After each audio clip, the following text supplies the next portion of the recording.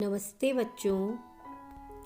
आज हम अपनी कृतिका पाठ्य पुस्तक के पाठ 3 रीढ़ की हड्डी का अध्ययन करेंगे। यह एकांकी विधा के अंतर्गत लिखा गया है तथा इसके लेखक हैं जगदीश चंद्र माथुर।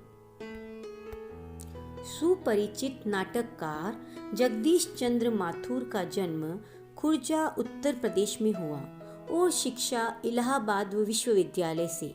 बचपन से ही नाटकों में रुचि होने के कारण स्कूल कॉलेज के सांस्कृतिक उत्सवों में नाट्य लेखन, निर्देशन और अभिनय करते रहे।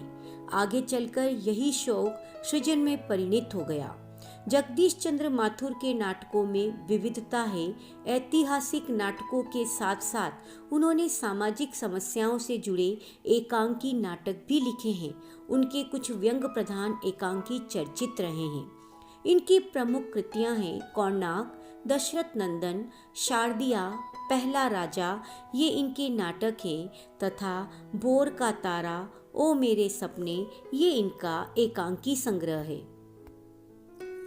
रीढ़ की हड्डी एकांकी का एक छोटा सा परिचय पहले हम जान लेते हैं। हिंदी के प्रसिद्ध लेखकों में तथा नाटककार के रूप में जगदीश चंद्र माथुर का नाम उल्लेखनीय है। रीढ़ की हड्डी एकांकी में जगदीश चंद्र माथुर ने भारतीय समाज में स्त्रियों के प्रति व्याप्त रूढ़िवादी मानसिकता पर प्रहार करते हुए स्त्रियों की शिक्षा, स्त्रियों का विकास, उससे उत्पन्न आत्मविश्वास और साहस को दर्शाया है। वक्त में बहुत परिवर्तन आ चुका है, समाज में नारी का उत्थान हुआ है, किंतु आज भी सामाजिक कुरीतियां पूर्णतया दूर नहीं हो सकी है। नारी शोषण आज भी हमारे समाज में एक ज्वलंत समस्या है। कितनी भी पढ़ी लिखी व सक्षम नारी हो, पुरुष सदैव उसे हीन समझता है। विवाह के समय नारी के गुण आके जाते हैं, परिवार की आय को आका जाता है तथा दहेज का परोक्ष अथवा गुप्त संकेत तो अवश्य ही होता है।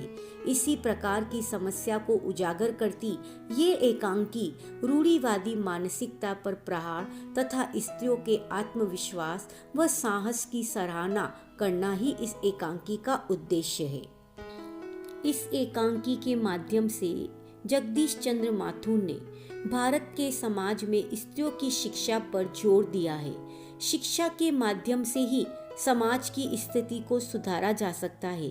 स्त्रियों के अधिकारों के प्रति जागरूकता पैदा हो, इस आधार पर रीढ़ की हड्डी एकांकी का उद्देश्य पूर्ण होता है। लेखक ने समाज में हो रहे लड़कियों की उपेक्षा पर ध्यान आकर्षित किया है। एकांकी के पात्रों का परिचय इस तरह है। उमा लड़की है, रामस्वरूप उमा के पिता है, प्रेमा उमा की माँ है। पूरी एकांकी उमा के इर्द गिर्द घूमती है। उमा को हम इस एकांकी का प्रमुख पात्र कह सकते हैं। रतन रामस्वरूप और प्रेमा का नौकर है। शंकर लड़का है जो उमा को देखने आया है तथा गोपाल प्रसाद शंकर के पिता हैं। इस एकांकी में एक और रामस्वरूप, उसकी पत्नी प्रेमा और बेटी उमा तथा दूसरी ओर गोपाल प्रसाद और उनका पुत्र शंकर है। गोपाल प्रसाद वकील होकर भी रूढ़िवादी है। वह लड़कियों की शिक्षा 10वीं के ऊपर नहीं चाहता है। इसमें सभी पात्र एक वर्ग का प्रतिनिधित्व करते हैं। रामस्वरूप रोध होकर लड़की की शादी करना चाहता है। उमा की माँ मध्यम वर्गीय माताओं की प्रतिनिधि है। उमा आधुनिक शिक्षित लड़की है। उसकी तरह साहस दिखाना प्रायः सभी लड़कियों के लिए संभव नहीं है। अपने कथ्य में यह एकांकी पूर्णतया सफल हुई है। ऐसी घटनाएं प्रायः मध्यम वर्गीय परिवार में दिखाई पड़ती है। पूरी एकांकी एक ही अंक में, एक ही रंगमंच पर और एक ही घटना को प्रदर्शित करती है। बढ़ते हैं एकांकी की ओर। उमा विवाह योग्य है। उसके पिता उसके विवाह के लिए उसकी उच्च शिक्षा को छिपाने को विवश है। उमा को देखने के लिए एक लड़का आ रहा है। उमा इस सब के विरुद्ध है, किंतु पिता के आग्रह के सम्मुख नतमस्तक हो जाती है। देखिए आगे। एकांकी प्रारंभ होती है। मामूली तरह से सजा हुआ एक कमरा है। अंदर के दरवाजे से आते हुए जिन महाशय की पीठ नजर आ रही है वे अधेड़ उम्र के यानी आधी उम्र के मालूम होते हैं। एक तख्त को पकड़े हुए पीछे की ओर चलते चलते कमरे में आते हैं। तख्त का दूसरा सिरा उनके नौकर ने पकड़ रखा है। बाबू अबे धीरे धीरे चल, अब तख्त को उधर मोड़ दे, उधर, बस बस। नौकर बोलता है, बिछा दूं साहब? बाबू जरा तेज आवाज में, और क्या करेगा, परमात्मा के यहाँ अक्ल बट रही थी तो तू देर से पहुंचा था क्या? बिछा दूं साहब? और ये पसीना किस लिए बहाया है? नौकर तख्त बिछाता है और हंसने लगता है। बाबू हंसता क्यों है? अबे हमने भी जवानी में कसरतें की है, कलसों से नहाता था लोटों की तरह। यह तख्त क्या चीज है, उसे सीधा कर, यूं, हाँ बस। और सुन, बहूजी से दरी मांग ला, इसके ऊपर बिछाने के लिए चद्दर भी कल जो धोबी के यहाँ से आई है। नौकर जाता है। बाबू साहब इस बीच में मेज पोश ठीक करते हैं, एक झाड़न से गुलदस्ते को साफ करते हैं, कुर्सियों पर भी दो चार हाथ लगाते हैं। सहसा घर की मालकिन प्रेमा आती है। गंदुमी यानी गेहुआ रंग, छोटा कद, चेहरे और आवाज़ से जाहिर होता है किसी काम में बहुत व्यस्त है। उनके पीछे पीछे बिगी बिल्ली की तरह नौकर आ रहा है, खाली हाथ। बाबू साहब यानी राम स्वरूप दोनों तरफ देखने लगते हैं। घर की मालकिन प्रेमा कहती है, मैं कहती हूँ तुम्हें इस वक्त धोती की क्या जरूरत पड़ गई, एक तो वैसे ही जल्दी जल्दी में। रामस्वरूप आश्चर्यचकित होकर बोलते हैं, धोती? प्रेमा, हाँ अभी तो बदल कर आए हो और फिर न जाने किस लिए। रामस्वरूप बोलते हैं, लेकिन तुमसे धोती मांगी किसने? प्रेमा, यही तो कह रहा था रतन। रामस्वरूप, क्यों बे रतन, तेरे कानों में डांट लगी है क्या? मैंने कहा था धोबी के यहाँ से जो चद्दर आई है उसे मांग ला, अब तेरे लिए दूसरा दिमाग कहाँ से लाऊं, उल्लू कहीं का। प्रेमा, अच्छा जा, पूजा वाली कोठरी में लकड़ी के बक्स के ऊपर धुले हुए कपड़े रखे हैं ना, उन्हीं में से एक चद्दर उठा ला। रतन, और दरी? दरी यहीं तो रखी है कोने में, वह पड़ी तो है। तो यहाँ पर बाबू राम स्वरूप अपने नौकर के साथ मिलकर अतिथि कक्ष की सज्जा में सुधार करते हैं। नौकर चादर की बजाय धोती मांगता है, जिससे मालकिन प्रेमा गुस्सा होकर स्टेज पर पहुंच जाती है। राम स्वरूप दरी उठाते हुए, और बीबी जी के कमरे में से हारमोनियम उठा ला और सितार भी, जा जल्दी जा। रतन जाता है, पति पत्नी तख्त पर दरी बिछाते हैं। प्रेमा, लेकिन वह तुम्हारी लाडली बेटी तो मुंह फुलाए पड़ी है। रामस्वरूप आश्चर्यचकित होकर कहते हैं, मुंह फुलाए? और तुम उसकी माँ किस मर्ज की दवा हो? जैसे तैसे करके तो वो लोग पकड़ में आए हैं, अब तुम्हारी बेवकूफ़ी से सारी मेहनत बेकार जाए तो मुझे दोष मत देना। प्रेमा, तो मैं ही क्या करूं, सारे जतन करके तो हार गई। तुम्ही ने उसे पढ़ा लिखा कर इतना सिर चढ़ा रखा है। मेरी समझ में तो ये पढ़ाई लिखाई के जंजाल आते नहीं। अपना जमाना अच्छा था, आई पढ़ ली, गिनती सीख ली, और बहुत हुआ तो स्त्री सुबोधनी पढ़ ली। सच पूछो तो स्त्री सुबोधनी में ऐसी ऐसी बातें लिखी है कि ऐसी बातें कि क्या तुम्हारी बीए एमए की पढ़ाई होगी। और आजकल तो लक्षण ही अनोखे हैं। रामस्वरूप, ग्रामाफोन बाजा होता है ना? प्रेमा, क्यों? रामस्वरूप, दो तरह का होता है, एक तो आदमी का बनाया हुआ, उसे एक बार चलाकर जब चाहे तब रोक लो, और दूसरा परमात्मा का बनाया हुआ, रिकॉर्ड एक बार चढ़ा तो रुकने का नाम नहीं। प्रेमा, हटो भी, तुम्हें तो ठुटोली ही सूझती रहती है। यह तो होता नहीं कि उस अपनी उमा को राह पर लाते। अब देर ही कितनी रही उन लोगों के आने में। रामस्वरूप, तो क्या हुआ? दोनों की बातचीत से पता चलता है कि उमा एक पढ़ी लिखी लड़की है और वह किसी के कहे अनुसार अपने को कम पढ़ा लिखा बताने को तैयार। लड़के वालों के सामने एक शो पीस बनकर आना उमा को स्वीकार नहीं है।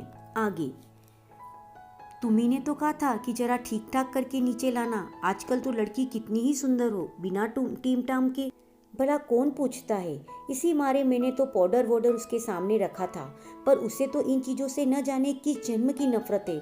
मेरा कहना था कि आंचल में मुंह लपेट कर लेट गई। भाई मैं तो बाज आई तुम्हारी इस लड़की से। रामस्वरूप, न जाने कैसा इसका दिमाग है, वरना आजकल की लड़कियों के सहारे तो पाउडर का कारोबार चलता है। प्रेमा, अरे मैंने तो पहले ही कहा था एंट्रेंस ही पास करा देते, लड़की अपने हाथ रहती और इतनी परेशानी न उठानी पड़ती, पर तुम तो। रामस्वरूप ने उमा की बात काटी और बोले, चुप चुप, दरवाजे पर झांकते हुए, तुम्हें कतई अपनी जबान पर काबू नहीं। कल ही यह बता दिया था कि उन लोगों के सामने जिक्र और ढंग से होगा, मगर तुम अभी से सब कुछ उगले देती हो। उनके सामने तक तो न जाने क्या हाल करोगी। अर्थात लड़के वालों के सामने उमा के पढ़े लिखे होने की बात छिपाई जा रही है, और रामस्वरूप नहीं चाहते कि उमा के पढ़े लिखे होने की बात लड़के वाले को पता चले। प्रेमा, अच्छा बाबा, मैं न बोलूंगी, जैसी तुम्हारी मर्जी हो करना, बस मुझे तो मेरा काम बता दो। रामस्वरूप बोलते हैं, तो उमा को जैसे तैसे तैयार कर लो। न सही पाउडर, वैसे कौन बुरी है, पान लेकर भेज देना उसे। और नाश्ता तो तैयार है ना। रतन का आना आ गया। रतन, इधर आ, बाजा नीचे रख, चद्दर खोल, पकड़ तो जरा इधर से। रामस्वरूप और प्रेमा दोनों चिंता करते हैं। नौकर को चादर लाने का आदेश देकर प्रेमा अपने पति को बताती है कि उमा शादी के लिए जरा भी उत्साहित नहीं है। न वह चेहरे पर पाउडर लगाना चाहती है, न साड़ी बांधने को तैयार है। रामस्वरूप पत्नी से कहते हैं कि उमा को संभलने की और उसे तैयार करने की जिम्मेदारी उसकी है, पर पत्नी पति पर आरोप लगाती है कि न वे उसे अधिक पढ़ाते और न यह दिन देखना पड़ता। उसका केवल एंट्रेंस पास करना ही काफ़ी था। प्रेमा, नाश्ता तो तैयार है, मिठाई तो वे लोग ज़्यादा खाएंगे नहीं, कुछ नमकीन चीज़ें बना दिए, फल रखे ही हैं, चाय तैयार है और टोस्ट भी, मगर हाँ, मक्खन तो आया ही नहीं। अर्थात लड़के वालों की स्वागत की पूरी तैयारियां की जा रही है। रामस्वरूप कहते हैं, क्या कहा, मक्खन नहीं आया? तुम्हें भी किस वक्त याद आता है? जानती हो कि मक्खन वाले की दुकान दूर है, पर तुम्हें तो ठीक वक्त पर कोई बात सूझती ही नहीं। अब बताओ, रतन मक्खन लाए कि यहाँ का काम करे? दफ्तर के चपरासी से कहा था कि आने के लिए, पर 100 नखरों के मारे। प्रेमा, यहाँ का काम कौन ज्यादा है, कमरा तो सब ठीक ठाक है ही, बाजा सितार आ ही गया, नाश्ता यहाँ बराबर वाले कमरे में ट्रे में रखा हुआ है, सो तुम्हें पकड़ा दूंगी, एक आध चीज खुद ले आना, इतनी देर में रतन मक्खन लेकर आ ही जाएगा, 2 आदमी ही तो है। इस तरह प्रेमा अपने पूरा समय का तालमेल बिठाकर रामस्वरूप से बात करती है। रामस्वरूप, हाँ, एक तो बाबू गोपाल प्रसाद और दूसरा खुद लड़का है। देखो, उमा से कह देना जरा करीने से आए, ये लोग जरा ऐसे ही हैं। गुस्सा तो मुझे बहुत आता है इनके दकियानुसी ख्यालों पर। खुद पढ़े लिखे हैं, वकील है, सभा सोसाइटियों में जाते हैं, मगर लड़की चाहते हैं ऐसी कि ज़्यादा पढ़ी लिखी न हो। प्रेमा पूछती है, और लड़का? रामस्वरूप बताते हैं कि उनकी बेटी उमा को देखने गोपाल प्रसाद और उनका बेटा शंकर आ रहे हैं। गोपाल प्रसाद पेशे से वकील है तथा सभा सोसाइटियों में अच्छी इज्जत रखते हैं, और उनका बेटा बीएससी कर मेडिकल कॉलेज में पढ़ रहा है। फिर भी वे अधिक पढ़ी लिखी बहू नहीं चाहते। वे अपनी पत्नी से कहते हैं कि तुम उमा को ठीक से समझा देना। प्रेमा उनसे कहती है, मुझे तो विश्वास नहीं कि उमा झूठ बोल सकेगी, फिर भी वे कोशिश करेगी। लड़के के बारे में पूछने पर रामस्वरूप बताते हैं, बताया तो था तुम्हें, बाप शेर है तो लड़का सवा शेर है, बीएससी के बाद लखनऊ में ही पढ़ता है, मेडिकल कॉलेज में। कहता है कि शादी का सवाल दूसरा है, तालीम का दूसरा। क्या करूं, मजबूरी है, मतलब अपना है, वरना इन लड़कों को, इनके बापों को ऐसी कोरी कोरी सुनाता कि ये भी रतन, जो अब तक दरवाजे के पास चुपचाप खड़ा हुआ था, जल्दी जल्दी, बाबूजी बाबूजी। रामस्वरूप, क्या है? रतन, कोई आते हैं। रामस्वरूप दरवाजे से बाहर झांककर जल्दी मुंह अंदर करते हुए, अरे ए प्रेमा, वे आ भी गए। और नौकर पर नजर पड़ते ही, अरे तू यहीं खड़ा है, बेवकूफ, गया नहीं मक्खन लाने? सब चौपट कर दिया। अबे उधर से नहीं, अंदर के दरवाजे से जा। और नौकर अंदर चला जाता है। और तुम जल्दी करो प्रेमा, उमा को सब समझा देना, थोड़ा सा घा देगी। प्रेमा जल्दी से अंदर की तरफ आती है, उसकी धोती जमीन पर रखे हुए बाजे से अटक जाती है। प्रेमा, ओहो, यह बाजा नीचे ही रख गया कमबख्त। रामस्वरूप, तुम जाओ, मैं रख देता हूँ, जल्द। प्रेमा जाती है। बाबू रामस्वरूप बाजा उठाकर रखते हैं। किवाड़ पर दस्तक। रामस्वरूप लड़का और उसके पिताजी का स्वागत करते हैं। हाँ, आइए आइए। बाबू गोपाल प्रसाद और उनके लड़के का आना, आंखों से लोक चतुराई टपकती है, आवाज़ से मालूम होता है कि काफ़ी अनुभवी और फितरती महाशय है। उनका लड़का कुछ खीस निपोड़ने वाला नौजवान है, आवाज़ पतली है और खिसियाट भरी, जू की कमर इनकी खासियत है, अर्थात लड़के की आवाज़ में आत्मविश्वास की कमी है। रामस्वरूप अपने दोनों हाथ मलते हुए, हाँ, इधर तशरीफ लाइए, इधर। बाबू गोपाल प्रसाद बैठते हैं, मगर बेत गिर पड़ता है। रामस्वरूप, यह बेत लाइए, मुझे दीजिए, कोने में रख देते हैं। सब बैठते हैं। मकान ढूंढने में तकलीफ तो नहीं हुई? गोपाल प्रसाद आवाज़ साफ कर कर बोलते, नहीं, तांगे वाला जानता था, और फिर हमें तो यहाँ आना ही था, रास्ता मिलता कैसे नहीं?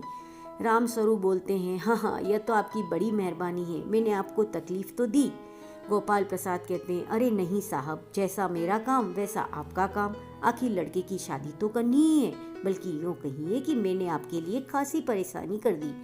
राम स्वरूप, ओह यह लीजिए, आप तो मुझे कांटों में घसीटने लगे, हम तो आपके सेवक हैं। थोड़ी देर बाद लड़के की ओर मुखातिब होकर, और कहिए शंकर बाबू, कितने दिनों की छुट्टियां हैं? जी कॉलेज की तो छुट्टियां नहीं है, वीकेंड में चला आया। राम स्वरूप, तो आपके कोर्स खत्म होने में अब साल भर रहा होगा। शंकर जी, यही कोई 2 साल। राम स्वरूप, साल 2 साल? शंकर जी, 1 आध साल का मार्जिन रखता हूँ। गोपाल प्रसाद, बात यह है साहब कि यह शंकर 1 साल बीमार हो गया था। क्या बताएं, इन लोगों को इस सारी बीमारियां सताती है। एक हमारा जमाना था कि स्कूल में आकर दर्जनों कचौड़ियाँ उड़ा जाते थे, मगर फिर भी जो खाना खाने बैठते तो वैसी की वैसी भूख। राम स्वरूप, कचौड़ियाँ भी तो उस जमाने में पैसों की 2 आती थी। गोपाल प्रसाद, जनाब यह हाल था कि 4 पैसे में ढेर सी बालाई आती थी, और अकेले 2 आने की हजम करने की ताकत थी अकेले।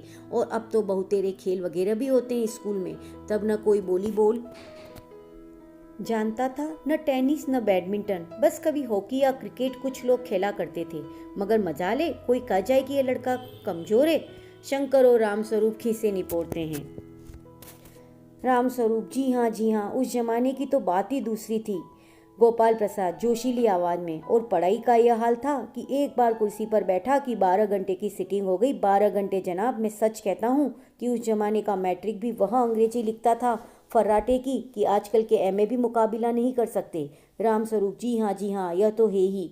गोपाल प्रसाद, माफ़ कीजिएगा बाबू राम स्वरूप, उस जमाने की जब याद आती है अपने को जब्त करना मुश्किल हो जाता है, अर्थात अपने आप को रोकना मुश्किल हो जाता है। राम स्वरूप हंसने लगते हैं, जी हाँ, वह तो रंगीन जमाना था, रंगीन। शंकर भी ही करता है। गोपाल प्रसाद एक साथ अपनी आवाज़ और तरीका बदलते हुए, अच्छा तो साहब, फिर बिजनेस की बातचीत हो जाए। राम स्वरूप एकदम से चौंक जाते हैं और बोलते, बिजनेस? बिस समझकर, ओहो अच्छा, लेकिन जरा नाश्ता तो कर लीजिए।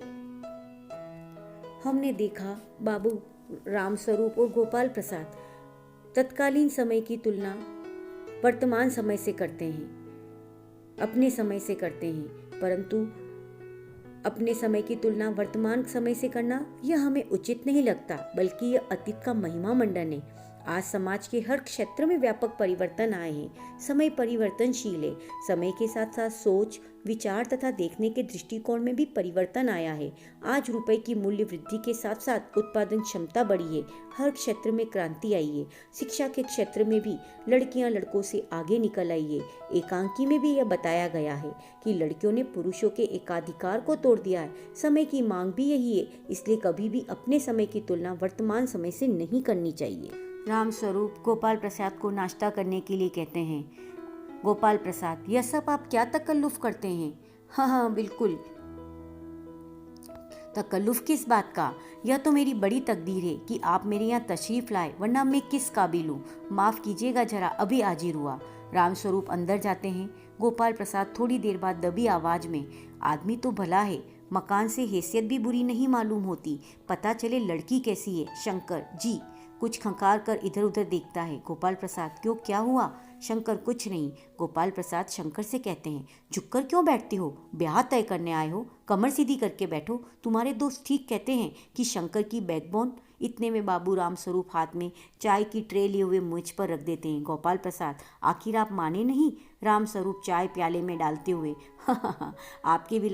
आपको विलायती चाय पसंद है या हिंदुस्तानी? गोपाल प्रसाद, नहीं साहब, मुझे तो आधा दूध और आधी चाय दीजिए, और जरा चीनी ज़्यादा डालिएगा। मुझे तो भैया नया फैशन पसंद नहीं। एक तो वैसे ही चाय में पानी काफ़ी होता है, और फिर चीनी भी नाम की डाली जाए तो जायका क्या रहेगा? राम स्वरूप, हाँ, कहते तो आप सही हैं, और उनको प्याला पकड़ाते हैं। शंकर खंकार कर, सुना है सरकार अब ज़्यादा चीनी लेने वालों पर टैक्स लगाएगी। गोपाल प्रसाद चाय पीते हुए, सरकार जो चाहे सो कर ले, पर अगर आमदनी करनी है तो सरकार को बस एक ही टैक्स लगाना चाहिए। राम स्वरूप शंकर को प्याला पकड़ाते हुए, वह क्या? गोपाल प्रसाद, खूबसूरती पर टैक्स। रामस्वरूप और शंकर हंस पड़ते हैं। मजाक नहीं साहब, यह ऐसा टैक्स है जनाब की देने वाला चूँ भी न करे। बस शर्त यही है कि हर एक औरत पर यह छोड़ दिया जाए कि वह अपनी खूबसूरती के स्टैंडर्ड के माफिक अपने ऊपर टैक्स तय कर ले। फिर देखिए सरकार की कैसी आमदनी बढ़ती है। रामस्वरूप जोर से हंसते हुए, वाह वाह, खूब सोचा आपने। वाकई आजकल यह खूबसूरती का सवाल भी बेढब हो गया है। हम लोगों के ज़माने में तो यह कभी उठता भी न था। तश्तरी गोपाल प्रसाद की तरफ बढ़ाते हुए, लीजिए। गोपाल प्रसाद समोसा उठाते हुए, कभी नहीं साहब, कभी नहीं, कि हमारे ज़माने में तो खूबसूरती का कोई प्रश्न ही नहीं उठता था। रामस्वरूप शंकर को मुखातिब होकर, आपका क्या ख्याल है शंकर बाबू? शंकर, किस मामले में? रामस्वरूप, यही कि शादी तय करने में खूबसूरती का हिस्सा कितना होना चाहिए। इसका उत्तर गोपाल प्रसाद देते हुए कहते हैं कि लड़की का खूबसूरत होना निहायत जरूरी है, चाहे पाउडर लगाए या तरीके अपनाकर सुंदर दिखे, लेकिन लड़की ज़्यादा पढ़ी लिखी होने पर उसके नखरे कौन सहेगा। शंकर भी इस बात का समर्थन करता है, बस अधिक से अधिक 10वीं पास होनी चाहिए। यह बात दूसरी है बाबू रामस्वरूप, मैंने आपसे पहले भी कहा था, लड़की का खूबसूरत होना निहायत जरूरी है, कैसी भी हो, चाहे पाउडर लगाए चाहे वैसे ही। बात यह है कि हम आप मान भी जाए, मगर घर की औरतें तो राजी नहीं होती। आपकी लड़की तो ठीक है रामस्वरूप जी, हाँ वह तो अभी आप देख लीजिएगा। गोपाल प्रसाद, देखना क्या, जब आपसे इतनी बातचीत हो चुकी है तब तो यह रस्म ही समझिए। रामस्वरूप, हाँ हाँ, यह आपका मेरे ऊपर भारी एहसान है। और वो हंसने लगते हैं। गोपाल प्रसाद, और जायचा अर्थात जन्मपत्री, वह तो मिल ही गया होगा। रामस्वरूप जी, जायचे का मिलना क्या मुश्किल बात है, ठाकुर जी के चरणों में रख दिया, बस खुद ब खुद मिला हुआ समझिए। गोपाल प्रसाद, यह ठीक कहा आपने, बिल्कुल ठीक। थोड़ी देर रुक कर, लेकिन हाँ, यह जो मेरे कानों में भनक पड़ी यह तो गलत है ना। रामस्वरूप यह सुनकर एकदम चौंक जाते हैं और पूछते हैं, क्या? गोपाल प्रसाद, यही पढ़ाई लिखाई के बारे में। जी हाँ, साफ बात है साहब, हमें ज़्यादा पढ़ी लिखी लड़की नहीं चाहिए। मेम साहब तो रखनी नहीं, कौन भुगतेगा उनके नखरे को, बस हद से हद मैट्रिक होनी चाहिए। क्यों शंकर? शंकर, जी हाँ, कोई नौकरी तो करानी नहीं। रामस्वरूप, नौकरी का तो कोई सवाल ही नहीं उठता। गोपाल प्रसाद, और क्या साहब, देखिए कुछ लोग मुझसे कहते हैं कि जब आपने अपने लड़कों को BA MA तक पढ़ाया है तब उनकी बहुएं भी ग्रेजुएट लीजिए। भला पूछिए ही नकल के ठेकेदारों से कि क्या लड़के और लड़कियों की पढ़ाई एक बात है? अरे मर्दों का काम तो है ही पढ़ना और काबिल होना। अगर औरतें भी वही करने लगी, अंग्रेजी अखबार पढ़ने लगी और पॉलिटिक्स वगैरह पर बहस करने लगी, तब हो चुकी गृहस्थी। जनाब, मोर के पंख होते हैं मोरनी के नहीं, शेर के बाल होते हैं शेरनी के नहीं। ये पंक्तियाँ गोपाल प्रसाद जैसे व्यक्तियों की लचर मानसिकता को प्रदर्शित करती है। ऐसे ही लोग संपूर्ण समाज को गुण की भांति अंदर ही अंदर खोखला किए जा रहे हैं। ऐसे व्यक्तियों को नारी से डर लगता है। उन्हें लगता है कि नारी में अगर शिक्षा जैसा गुण आ जाएगा तो पुरुषों का वर्चस्व समाप्त हो जाएगा और स्त्रियां अपना उचित अनुचित का निर्णय स्वयं करने लगेगी। शासक मानसिकता वाले पुरुष यह कभी स्वीकार नहीं करेंगे। उन्हें नारियों के जागरूक होने से नुकसान है। वे नहीं चाहते कि नारियों में जागरूकता आए। उनके अनुसार शिक्षा पर सिर्फ पुरुषों का अधिकार है, जो अक्षरश गलत है। समाज के प्रत्येक प्राणी को विकास के समान अवसर मिलने चाहिए।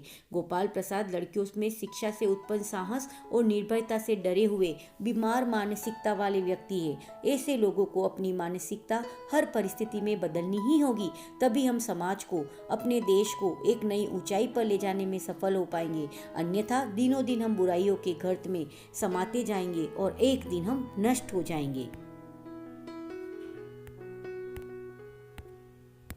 आगे, जी हाँ, मर्द के दाढ़ी होती है, औरत के नहीं। शंकर भी हंसता है मगर गोपाल प्रसाद गंभीर हो जाते हैं। गोपाल प्रसाद, हाँ हाँ, वह भी सही है। कहने का मतलब यह है कि कुछ बातें दुनिया में ऐसी है जो सिर्फ मर्दों के लिए है और ऊंची तालीम भी उन्हीं चीज़ों में से। अर्थात गोपाल प्रसाद जैसे मानसिकता वाले पुरुष यह कभी स्वीकार नहीं करेंगे कि उन नारियां जो है वो ज़्यादा पढ़ी लिखी। उनके अनुसार शिक्षा पर सिर्फ पुरुषों का अधिकार है, जो बिल्कुल गलत है। रामस्वरूप, शंकर से चाय और लीजिए। शंकर, धन्यवाद, पी चुका। रामस्वरूप, और आप? गोपाल प्रसाद, बस साहब, यह खत्म ही कीजिए। रामस्वरूप, आपने तो कुछ खाया ही नहीं, चाय के साथ टोस्ट नहीं थे, क्या बताएं वह मक्खन? नाश्ता ही तो करना था साहब, कोई पेट तो भरना नहीं और फिर टोस्ट में खाता भी नहीं। रामस्वरूप, हाँ हाँ, मेज को एक तरफ सरका देते हैं, अंदर के दरवाजे की तरफ मुंह कर जरा जोर से, अरे जरा पान भिजवा देना, सिगरेट मंगाऊं? गोपाल प्रसाद, जी नहीं। पान की तश्तरी हाथों में लिए उमा आती है। सादगी के कपड़े, गर्दन झुकी हुई। बाबू गोपाल प्रसाद आंखें गड़ाकर और शंकर आंखें छिपाकर उसे ताक रहे हैं। रामस्वरूप, हाँ, यही है आपकी लड़की है। लाओ बेटी, पान मुझे दो। उमा पान की तस्तरी अपने पिता को देती है। उस समय उसका चेहरा ऊपर को उठ जाता है और नाक पर रखा हुआ सोने की रिम वाला चश्मा दिखता है। बाप बेटे चौंक उठते हैं। गोपाल प्रसाद और शंकर एक साथ। चश्मा? रामस्वरूप जरा सक पकाकर, जी वह तो पिछले महीने से ही इसकी आंखें दुखनी आ गई थी, सो कुछ दिनों के लिए चश्मा लगाना पड़ रहा है। गोपाल प्रसाद, पढ़ाई वढ़ाई की वजह से तो नहीं है कुछ? रामस्वरूप, नहीं साहब, वह तो मैंने अर्ज किया ना। गोपाल प्रसाद संतुष्ट होकर कुछ कोमल स्वर में, बैठो बेटी। रामस्वरूप, वहाँ बैठ जाओ उमा, उस तख्त पर अपने बाजे बाजे के पास। और उमा वहाँ जाकर बैठ जाती है। गोपाल प्रसाद, चाल में तो कुछ खराबी है नहीं, चेहरे पर भी छवि अर्थात चमक है। हाँ, कुछ गाना बजाना सीखा है? उमा को चश्मा पहने देखकर गोपाल प्रसाद और शंकर चौंक जाते हैं, क्योंकि उन्हें संदेह होता है कि लड़की के पढ़ने से आंखें खराब हो गई है। उनके लिए लड़की का पढ़ना पाप के समान है। वे उमा को प्रत्येक दृष्टिकोण से परख लेना चाहते हैं कि कहीं वह पढ़ी तो नहीं है, क्योंकि ज्यादा पढ़ने पर सामान्य तौर पर आंखें खराब हो जाती है। इससे हमें ये सीख मिलती है कि हमें स्त्री शिक्षा को प्रत्येक स्तर पर बढ़ावा देना ही चाहिए, क्योंकि समय बदल गया है। औरतें प्रत्येक कार्य क्षेत्र में अपनी प्रतिभा और परिश्रम के उत्कृष्ट उदाहरण प्रस्तुत कर रही है। उन्हें गृहस्थी की चार दीवारी तक सीमित करने का अर्थ होगा समाज और देश का विकास अवरुद्ध करना। इसके लिए उन्हें प्रत्येक क्षेत्र में आगे बढ़ने के बराबर अवसर दिए जाने चाहिए। स्त्री शिक्षा परिवार, समाज तथा देश की तरक्की की सीढ़ी है।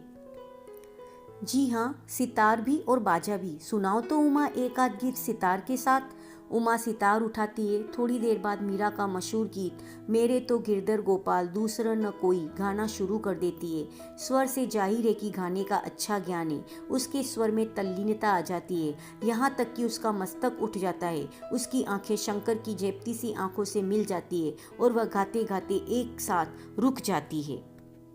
क्यों? रामस्वरूप कहते हैं, क्यों, क्या हुआ? गाने को पूरा करो उमा। गोपाल प्रसाद, नहीं नहीं साहब, काफ़ी है, लड़की आपका अच्छा गाती है। उमा सितार रखकर अंदर जाने को उठती है। गोपाल प्रसाद उसे रोकते हैं, अभी ठहरो, ओट बेटी, थोड़ा ओट बैठी रहो उमा। उमा बैठती है। गोपाल प्रसाद, तो तुम्हें पेंटिंग वेंटिंग भी? उमा चुप। रामस्वरूप, हाँ वह तो मैं आपको बताना भूल ही गया। यह जो तस्वीर टंगी हुई है कुत्ते वाली, इसी ने खींची है, और वह उस दीवार पर भी। गोपाल प्रसाद, यह तो बहुत अच्छा है। और सिलाई वगैरह? रामस्वरूप, सिलाई तो सारे घर की इसी के जिम्मे रहती है, यहाँ तक कि मेरी कमीजें भी।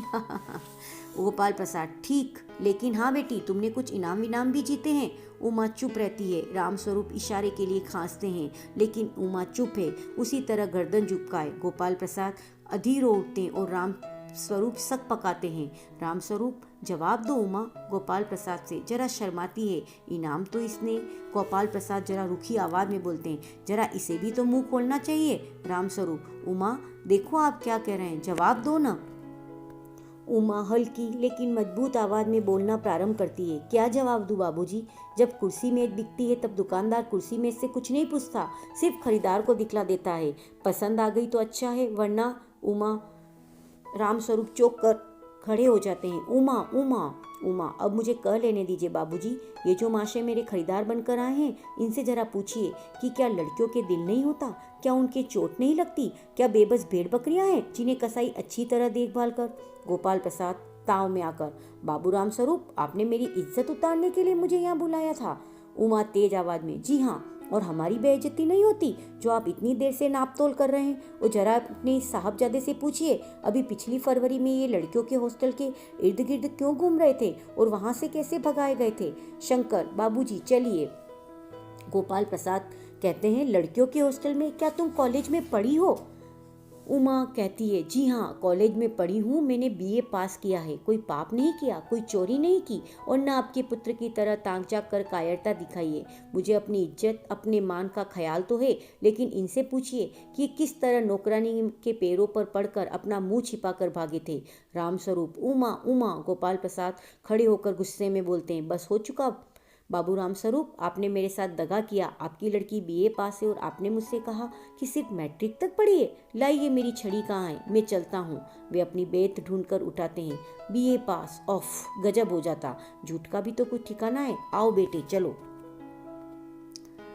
उमा: जी हाँ, जाइए, जरूर चले जाइए, लेकिन घर जाकर जरा यह पता लगाइए कि आपके लाडले बेटे की रीढ़ की हड्डी है भी या नहीं, यानी बैकबोन। बैकबोन। बाबू गोपाल प्रसाद के चेहरे पर बेबसी का गुस्सा है, उनके लड़के के रुलासापन। दोनों बाहर चले जाते हैं। बाबू रामस्वरूप कुर्सी पर धम से बैठ जाते हैं। उमा सहसा चुप हो जाती है। प्रेमा का घबराहट की हालत में आना। उमा रो रही है। यह सुनकर रामस्वरूप खड़े हो जाते हैं। रतन आता है। रतन, बाबूजी, मक्खन सब रतन की तरफ देखते हैं और पर्दा गिरता है। इस प्रकार हमने इस एकांकी में पढ़ा कि इस एकांकी का प्राण उमा के विवाह के लिए आने वाले गोपाल, उनके पुत्र शंकर तथा उमा के पिता राम स्वरूप जी का आपसी संवाद है। राम स्वरूप अपनी पुत्री की उच्च शिक्षा को छिपाते हैं। जब उमा पान लेकर बैठक में आती है तो उसकी आंखों पर सुनहरा चश्मा देखकर गोपाल प्रसाद चौंक पड़ते हैं। कई बार के आग्रह के बाद उमा मुंह खोलती है और लड़कियों को भेड़ बकरी की तरह मारने वाले गोपाल प्रसाद को वह आड़े हाथों लेती है। जब गोपाल प्रसाद अपनी बेइज्जती का हंगामा करना चाहते हैं तो वह उनके पुत्र शंकर का लड़कियों के छात्रावास का चक्कर काटने की आदत की पोल खोलती है। वह कहती है कि शंकर स्वयं फरवरी माह में छात्रावास के इर्द गिर्द घूमने के कारण बुरी तरह से पीटा गया है। उमा विचारों से सीधी किंतु सिद्धांतों की कटु समर्थक है। इसी कारण वह ऐसे लड़के के पिता की आलोचना करती है जो स्त्री शिक्षा के विरोधी है। गोपाल प्रसाद का लड़का शंकर लखनऊ मेडिकल कॉलेज का छात्र है जो प्रत्येक कक्षा में कम से कम एक बार अवश्य फेल होता है और वह लड़कियों के छात्रावास का चक्कर लगाता है, जिसके कारण कई बार पीटा भी जा चुका है। उमा के मुंह से यह भेद खुलते ही शंकर की हवैया उड़ जाती है और वह चुपचाप वहां से चल देता है। गोपाल प्रसाद उमा की योग्यतापूर्ण बातें सुनकर अपना संतुलन खो देता है और उपहासमय स्थिति में ही नाटक का अंत हो जाता है। इस एकांकी का कथानक समाज में फैली एक मिथ्या धारणा का उद्घाटन है। समाज में ऐसे अनेक पिता हैं जो अपनी पुत्री की योग्यता को छिपाकर अपनी पुत्री का विवाह करते हैं। रामस्वरूप ऐसे ही लोगों के प्रतिनिधि हैं। लड़के के पिता गोपाल प्रसाद लड़की वालों को हेय समझते हैं। लड़की उमा को वह भेड़ बकरी की तरह मोल तोल करता है। उसे अपने लड़के शंकर की रीढ़ की हड्डी टूटने का भी पता नहीं। उमा द्वारा साहसपूर्ण भंडाफोड़ एवं साहसिक कदम, किंतु यह काल्पनिक वस्तु है। एकांकी का कथोपकथन पात्रानुकूल एवं सजीव है। उसमें परिस्थिति के अनुसार मोड़ तथा आरोह अवरोह है। रामस्वरूप के संवाद में हीन भावना और गोपाल प्रसाद की बातों में अकड़ है। शंकर अपने को सुयोग्य सिद्ध करता है। उमा को अपने पिता की इज्जत का ध्यान है, परंतु परिस्थिति की वास्तविकता को जानकर वह उबल पड़ती है। जी हाँ, जाइए, लेकिन घर जाकर यह पता लगाइए कि आपके लाडले बेटे की रीढ़ की हड्डी भी है या नहीं, यानी बैकबोन। उमा का यह कथन एक और गोपाल की शोखी दूर करता है, दूसरी ओर समाज की दक्यानुसी प्रवृत्तियों के मुख पर सीधा तमाचा मारता है। प्रस्तुत एकांकी में जगदीश चंद्र माथुर ने शिक्षा से उत्पन्न आत्मविश्वास और साहस को दर्शाया है। इस एकांकी में रामस्वरूप और प्रेमा ने अपनी बेटी को शिक्षा देकर समाज के लिए एक उदाहरण पेश किया है। रामस्वरूप ने बेटी उमा को पढ़ाया, लिखाया और एक अच्छे पिता का कर्तव्य निभाया है, ऐसा बिल्कुल प्रतीत होता है। इस एकांकी में लेखक ने समाज में गोपाल प्रसाद जैसे दक्यानुसी लोगों का पर्दाफाश किया है। बेटे को लाडसाब बनाना है, लेकिन बहू उनको कम पढ़ी लिखी ही चाहिए। गोपाल प्रसाद आज भी हमारे समाज में लड़कियों की शादी में लड़कियों की मर्जी जाने बिना शादी करवा देते हैं। समाज में कहीं स्त्री को अब भी वस्तु ही समझा जा रहा है। लेखक ने इस प्रकार सामाजिक व्यंग करके गोपाल प्रसाद जैसे लोगों का पर्दाफाश किया है। धन्यवाद।